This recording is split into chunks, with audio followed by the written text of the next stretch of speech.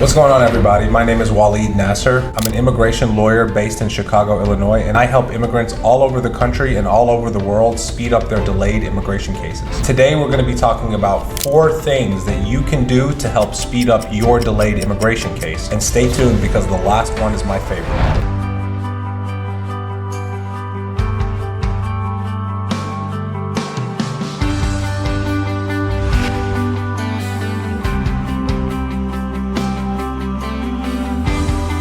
So before I get into the 4 ways that you can use to speed up your immigration case, I want to talk a little bit about some of the main reasons why some immigration cases are delayed. One of the main reasons is that USCIS and the State Department, the embassies abroad, just have way too many cases on their hands. For example, there are currently over 700,000 asylum cases that are pending with USCIS. And some reports say that there are over 1.5 million work permit applications pending with USCIS. And the embassies abroad also have a very big backlog of cases. And this was caused by COVID, and we're still seeing the embassies abroad recovering from the delays that were caused by COVID. Another common reason why immigration cases are delayed is because of security background checks. A lot of the immigration applications that immigrants file have to have biometrics, where immigrants go do their fingerprints, get a picture taken, and federal law enforcement agencies actually have to run your background to see if there's anything in your background that might prohibit you from getting that immigration benefit. So sometimes those security delays take a long time. If you have a name that's similar to someone else, or if something shows up on one of the federal law enforcement systems, that could be a reason for delay. And the final reason for delay, or one of the final main reasons for delay, is sometimes USCIS and the State Department put your case through what I call irregular processing, which means that for some reason your case kind of went out of the assembly line of normal case processing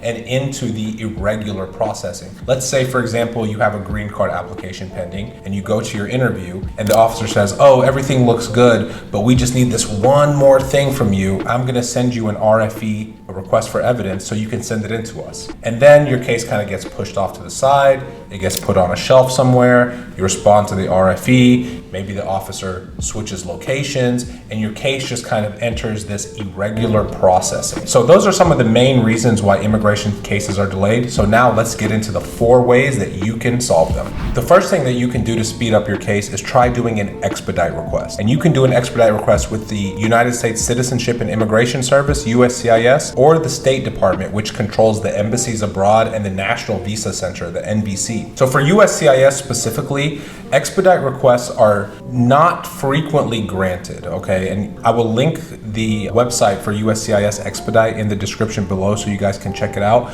But they have very specific criteria that you have to meet in order for an expedite request to be approved. So for USCIS, you have to show that there is a threat of severe financial loss to an individual or a company. So for example, if you can show that, your company is going to lose a lot of money if you don't get your work permit, USCIS may consider expediting your case. Another reason USCIS can expedite your case is if there are significant humanitarian reasons to expedite your case.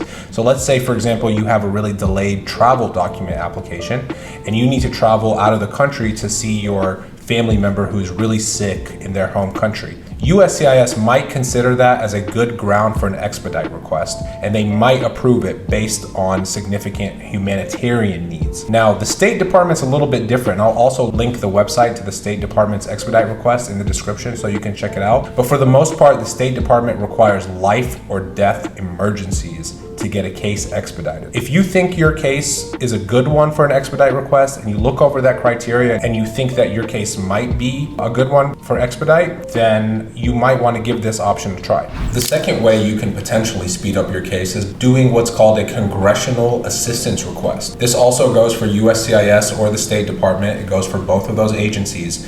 And basically what you'll need to do is reach out to your local congressman or senator. And you can find out who that is by running your zip code. You could just Google "find my congressman," put your zip code in, and it'll give you a bunch of options. It'll give you state senators and congresspeople. You want to read over these people's their bios. You want to see what their political stance is. It doesn't really matter too much, but I think it's always better to have an immigrant-friendly congressperson do your congressional inquiry request. Once you find out who your congressperson is and you select the one you want to seek assistance from, you can go to their website. Almost on all of their websites, they'll have something that's called Help with a Federal Agency tab. You can click on that tab. There's a privacy release that must be signed. You put your address in so they can make sure that you live in their district.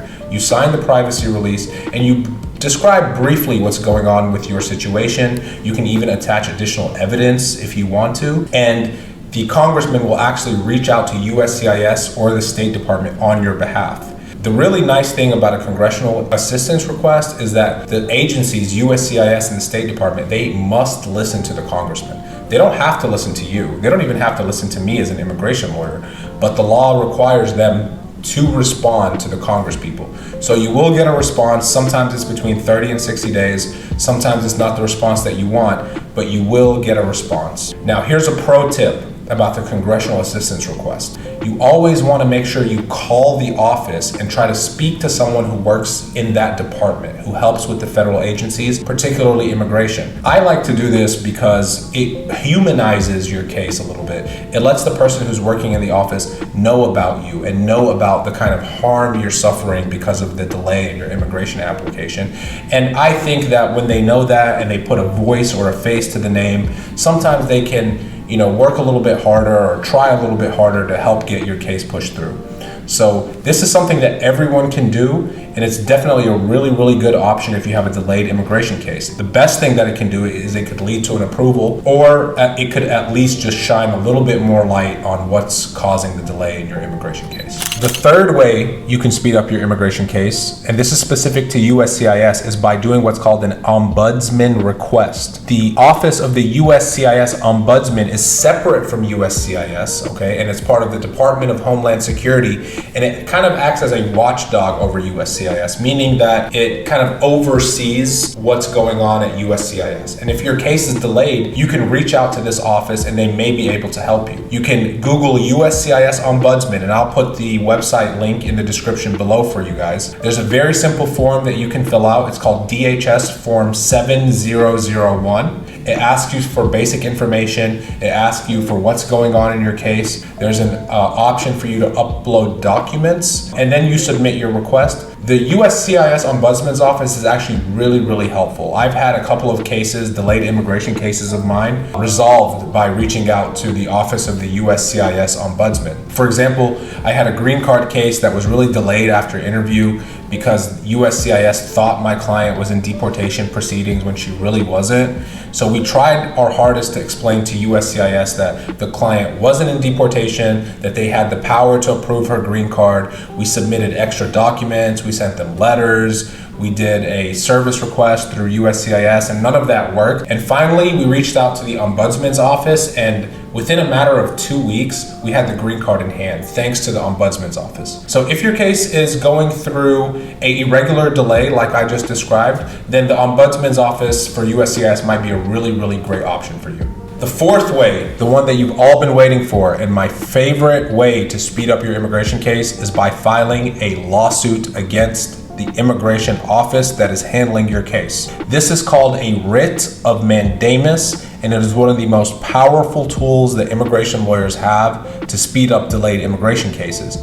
There are federal laws on the books that say that agencies like USCIS and the embassies have to make a decision on your case within a reasonable amount of time. So this lawsuit is basically going to be you versus USCIS saying that USCIS has taken too long to make a decision on your application, that delay is causing you harm, and that delay is unreasonable, okay? So we typically file these cases in the federal court. Within 60 days, the lawyer for USCIS reaches out to us, and then we start negotiating what we can do to get the case resolved. And about 90% of the time, or maybe a little bit more, the cases are resolved within the first 60 days. So it's a really, really powerful tool to use if your case is delayed, and one that I highly recommend that you talk to an immigration lawyer about if you think that your case has been unreasonably delayed and that USCIS is breaking the law by this unreasonable delay. So in this video, we talked about 4 ways that you can use to speed up your immigration case. The first one was an expedite request. The second one was a congressional assistance request. And then we had the ombudsman request. And then finally, the all-powerful writ of mandamus. I hope you've learned a little bit about your options if you have a delayed immigration case. And if you want a lawyer to review your immigration case, if you think it's delayed, there's a link to